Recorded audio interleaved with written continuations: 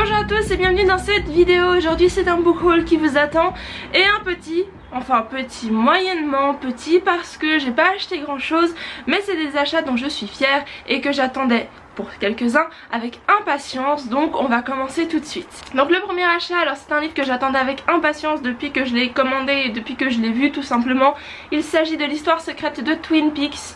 On voit pas beaucoup le Twin Peaks ici, mais je vais vous montrer à l'intérieur parce que oui, en ce moment je regarde Twin Peaks et oh mon dieu, je suis amoureuse de cette série hein, comme je vous l'ai déjà dit. À la base cette vidéo d'aujourd'hui était censée être sur Twin Peaks, mais il me faut beaucoup plus de préparation pour faire la vidéo que j'ai en tête.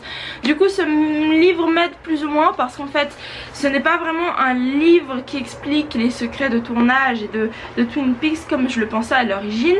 C'est un livre qui comporte en fait des dossiers, des archives qui sont concernant une enquête. Et en fait ce qui est sympa c'est qu'au début ils disent voilà vous êtes l'agent nanana, ces documents sont confidentiels.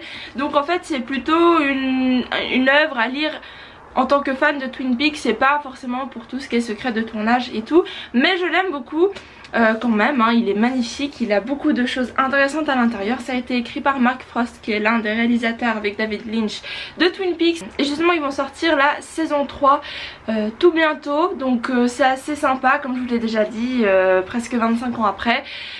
C'est juste magique. Donc les deux prochains livres que j'ai à vous présenter sont deux livres que j'ai empruntés à la bibliothèque universitaire. Parce que pour une fois je me suis raisonnée, je me suis dit je vais pas trop me lancer dans la gueule du loup et acheter deux livres comme ça alors que je ne sais pas vraiment ce qu'ils contiennent et comment ils sont écrits, parce que j'aimerais vraiment avoir un livre très complet.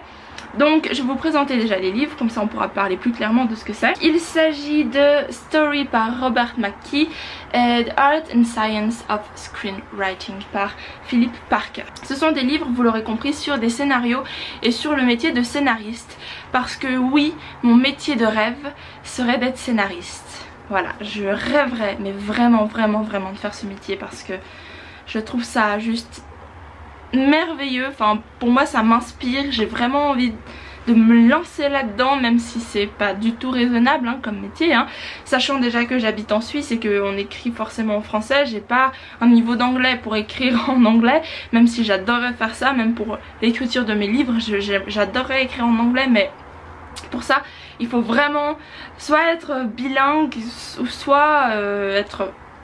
Non, en fait il faut être bilingue parce que je trouve que pour manier les mots de la même façon qu'on le manie en français c'est très compliqué. Même si on apprend l'anglais, je trouve que on voit tout de suite il y a trop de risques de répétition et tout ça, parce qu'il faut des expressions, des choses un peu uniques de la langue anglaise pour, enfin selon moi hein, pour vraiment écrire en anglais. Donc je ne sais pas hein, pour le moment j'écris en français. Si un jour j'habite en Angleterre enfin pendant 20 ans peut-être je me lancerai, mais pour le moment pas. Bref, tout ça pour dire que je lis ces livres, ils sont vraiment pas mal, très complets. Celui-ci est en français et l'autre est en anglais.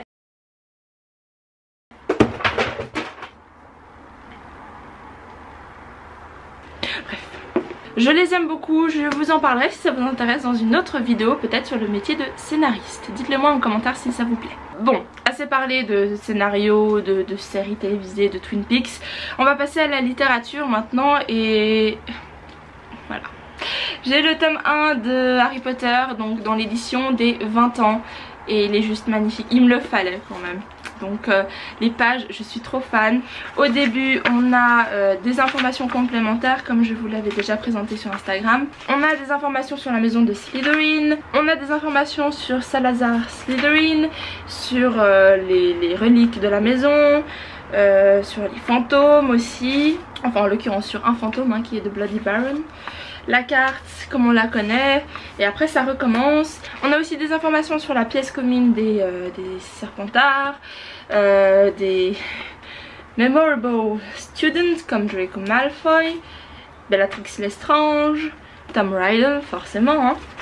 Et donc c'est juste vraiment intéressant et je trouve magnifique comment ils ont fait ça. Je suis vraiment fan de cette édition. Le prochain livre que je vais vous présenter est tout simplement ma lecture en cours, qui est Rebecca de Daphné du Maurier, qui est un classique quand même hein, parce que je me suis renseignée sur cette auteure et elle a fait beaucoup de choses, dont un autre livre que je vais vous présenter juste après et que vous connaissez probablement, en tout cas de nom, et je suis pour le moment très fan. Même moi je me suis pas trop renseignée, mais j'ai lu juste le premier paragraphe du résumé derrière, et en gros ça va parler d'un manoir qui s'appelle Manderley et qui est soi-disant hanté par son ancienne propriétaire. Et je suis assez intéressée, donc à la base j'ai juste vu le livre comme ça. Et je me suis dit oh pourquoi pas, il a l'air pas mal, et j'ai lu la première page et je suis directement tombée sous le charme de la plume de l'auteur, de son style, de sa façon d'écrire et de décrire surtout, donc description. Et j'ai envie de continuer parce que ça m'intrigue, donc pour le moment j'aime beaucoup, je suis à la page 56, hein, super. Mais voilà, et puis j'ai mon petit marque-page, pourquoi je fais tout tomber aujourd'hui? J'ai mon petit marque-page de Bodleian Library qui est mon marque-page favori puisqu'il vient d'Oxford. Le prochain livre ne vous étonnera pas parce que je l'ai déjà, mais quand j'ai vu cette édition à Barnes & Noble pendant que j'étais à Miami, je me suis dit je ne peux pas partir sans. Il s'agit de Pride and Prejudice par Jane Austen, qui est juste trop beau pour exister. Il est magnifique avec les pages un peu vieillies comme ça, dorées, et avec le petit tic tic pour marquer la page. Je suis fan et du coup avec ça j'ai envie de le relire avec cette édition, voilà, parce qu'il est juste magnifique. Ensuite on va parler un peu classique avec ce livre là qui est La Maison aux 7 pignons par Nathaniel Hawthorne, je sais pas si ça se prononce comme ça, qui a été écrit en 1851 et qui est en fait un livre ou un des premiers, hein, je fais attention avec ce mot, mais l'un des premiers livres sur un château ou manoir hanté. Voilà, franchement j'ai juste trop envie. Je pense que je vais lire celui-ci après ma lecture en cours là, parce qu'il me donne vraiment envie. Je vais vous lire juste ce petit passage là. Donc ils disent par rapport au livre: La Maison aux 7 pignons est l'histoire d'une maison maudite, hantée par un crime ancestral qui paralyse le temps, empoisonne les vivants et ensorcelle la mémoire. Ça m'a fait craquer. Et en plus ça parle d'une maison qui aurait la physionomie d'un visage humain, donc ça me fait penser à une maison juste en bas de chez moi. Donc ça me fait ce genre de choses, vous savez, une maison qui a déjà l'air suspecte mais qui en plus a l'air d'avoir des yeux par rapport aux fenêtres. Ça me fait peur, mais j'adore. Ensuite le livre dont je vous parlais par rapport au titre connu, il s'agit de Les Oiseaux par Daphné du Maurier, qui a été ensuite adapté par Hitchcock. Donc l'auteur que je lis en ce moment a aussi écrit ce livre. Je connais vaguement hein, l'histoire des oiseaux parce que je n'ai pas vu le film. Pourquoi? Parce que je n'ai jamais eu le temps vraiment avant et je n'y avais jamais vraiment pensé. Mais maintenant que j'ai trouvé ce livre, je compte bien le lire avant de voir le film et je me réjouis. Je ne veux pas trop en savoir non plus, mais il a l'air quand même pas mal. Donc dites-moi si vous l'avez lu et ce que vous en avez pensé. Je suis sûre que beaucoup d'entre vous l'ont déjà lu. Donc prochain livre, c'est un livre très gros, hein, presque 800 pages. Il s'agit de Velours et d'acier, donc c'est le tome 2 de Victorian Fantasy par Georgia Caldera. Donc voilà, hein, il est juste énorme. Et sur celui-ci on va partir sur d'autres personnages qui s'appellent Léopoldine, et on va aussi suivre, comment il s'appelle, Augustin qu'on voit à la fin du tome 1. Et si jamais ça vous intéresse, sachez que vous pouvez lire normalement le tome 1 indépendamment du tome 2, c'est à dire qu'ils ont des personnages, des connexions de personnages, mais on ne suit pas la même histoire. Donc je suis très motivée à lire ce livre, mais pas tout de suite. Quand j'aurai vraiment beaucoup de temps, bon quoi qu'on en était, donc je pourrais le lire maintenant. J'ai commencé en fait à lire juste le prologue et je suis toujours autant amoureuse de la plume de Georgia Caldera. Elle écrit mais tellement bien. Et voilà, il me reste plus que 3 livres que j'ai achetés le même jour, vu que je les ai trouvés d'occasion dans une petite boutique avec beaucoup de livres. Et il s'agit donc, je vais vous présenter un par un, Big Fish par Daniel Wallace. Donc je connais le film réalisé par Tim Burton, mais je ne l'ai pas vu. Donc je vais d'abord lire le livre. Je ne sais pas du tout de quoi ça parle et je ne veux pas savoir de quoi ça parle parce qu'il est tout fin et ça va se lire très vite. Donc il est en anglais, hein. je pense que ça doit être une très très bonne histoire. Dites-le moi si vous avez lu ce livre. Prochain livre que j'ai trouvé à 3 francs, hein, les 3 que j'ai vus ils étaient à 3 francs.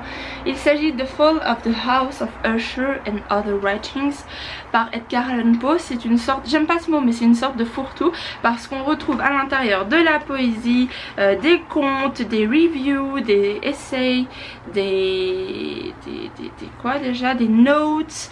Donc franchement juste Edgar Allan Poe. Et le dernier livre que j'ai pris, alors je l'ai en français mais maintenant je le voulais en anglais parce que j'ai plus de chances de le lire en anglais. Il s'agit donc de Longbourn The Servant's Story par Joe Baker, qui est en fait l'histoire des servants qui servent la famille Bennett, donc dans Orgueil et Préjugés. Donc pourquoi pas, c'est tout ce que j'avais besoin de savoir pour craquer, donc je me réjouis de voir ce que ça donne. Il est quand même pas mal gros, hein.